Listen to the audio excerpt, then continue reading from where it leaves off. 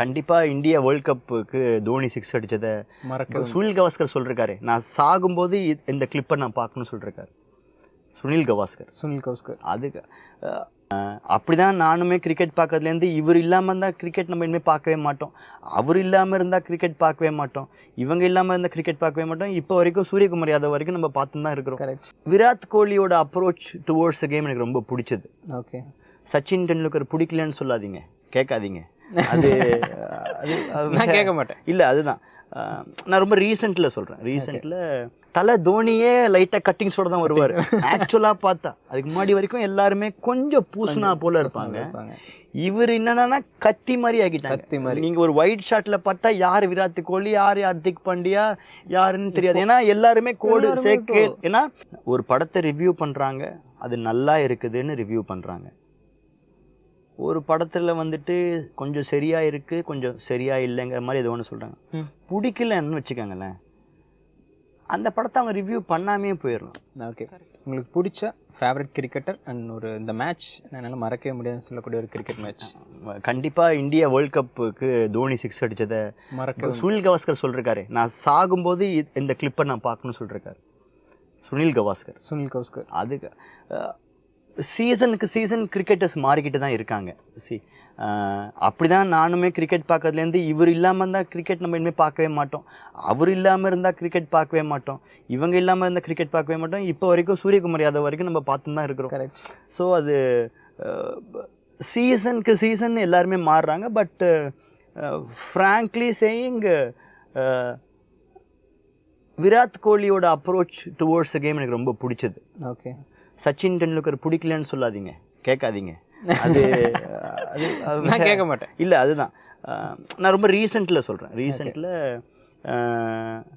என்னெல்லாமோ ஒருத்தர் பண்ணுறாங்க. அவர் என்ன மோர் தேன் கிரிக்கெட், அந்த கிரிக்கெட்டுக்கு அவர் அந்த டீமுக்கு நான் தேவை, அந்த தேவையை அவர் எவ்வளோ அழகாக வச்சுக்கிறாரு அப்படிங்கிறது இருக்கும்.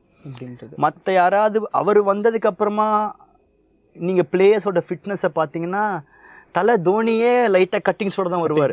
ஆக்சுவலாக பார்த்தா அதுக்கு முன்னாடி வரைக்கும் எல்லாருமே கொஞ்சம் பூசுனா போல இருப்பாங்க. இவர் என்னன்னா கத்தி மாதிரி ஆகிட்டாங்க. நீங்கள் ஒரு ஒயிட் ஷாட்டில் பார்த்தா யார் விராட் கோலி, யார் ஹர்திக் பாண்டியா, யாருன்னு தெரியாது. ஏன்னா எல்லாருமே கோடு சேர்க்கே. ஏன்னா கரெக்டாக எது ரொம்ப முக்கியங்கிறது அதுதான் ஃபர்ஸ்ட்.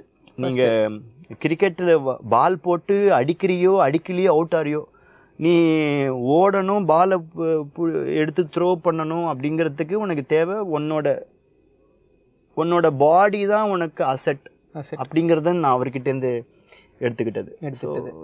உங்களை ரொம்ப நல்லா வச்சுக்கணும் அப்படிங்கிறதுனால விராட் கோலி இப்போவும் மற்றவங்களை இப்போ நிறைய பேர் T20 அபிஷேக் சர்மா பிடிக்கும், எல்லாருமே பிடிக்கும் தான். பட் அந்தந்த சீசன் வரும்போது அவங்களோட பார்ட் முடியும் போது what they have given for the next அப்படின்னு ஒன்று இருக்குல்ல. ரொம்ப அழகாக ஷேர் பண்ணீங்க. நானும் நிறைய கொஸ்டின் ரெடி பண்ணியிருந்தேன். பட் ஆனால் நீங்கள் பேசுகிறப்ப பார்த்தீங்கன்னா அதுக்கெல்லாம் பதில் சொல்லிட்டு ரிவ்யூஸ் எப்படி தெரிஞ்சிச்சு. ஆக்சுவலாக இது எல்லாமே அழகாக சொல்லிட்டீங்க.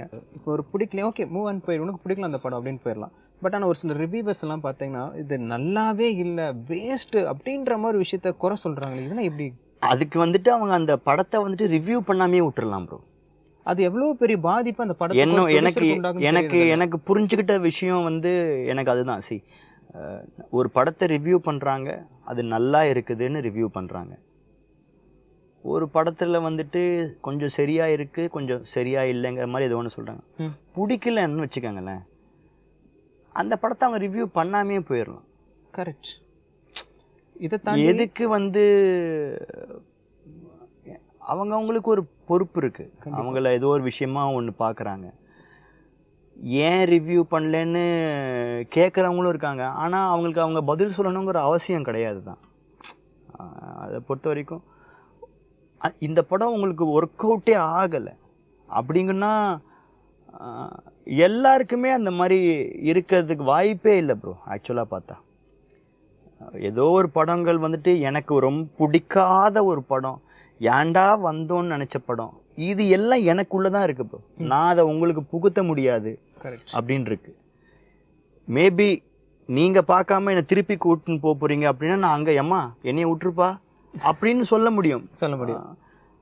ஆனா அவனை போகாம இருன்னு என்னால் தடுக்கவும் முடியாது, தடுக்கவே முடியாது. அவன் என்னடா அப்படிங்கிற மாதிரி சொல்ல. அதுதான் எனக்கு என்னமோ இது ரொம்ப இதை பேலன்ஸ் பண்ணணும் ப்ரோ. இது எனக்கு என்னமோ இது balance பண்ணும். அதாவது உனக்கு முன்னாடிலாம் நீங்கள் பார்த்தீங்கன்னா ரிவ்யூன்னு ஒன்று நடக்கும், நல்ல டிவி சேனலில் வரும், அதை பார்ப்போம், பேப்பரில் ஏதோ போடுவாங்க. இப்போ ரொம்ப ஏன்னா because of the medium, everybody has a phone and everybody has internet. இந்த எல்லாருமே போடுறாங்க. அதுதான் எனக்கு புரியுது. புரியாத மொழியில் வர சில படங்களை பற்றி பயங்கரமாக அவங்க எல்லாருமே ஒரு சில டைம் ரொம்ப பாராட்டி பேசியிருக்காங்க. பாராட்டுறாங்க. கரெக்ட். கரெக்ட்.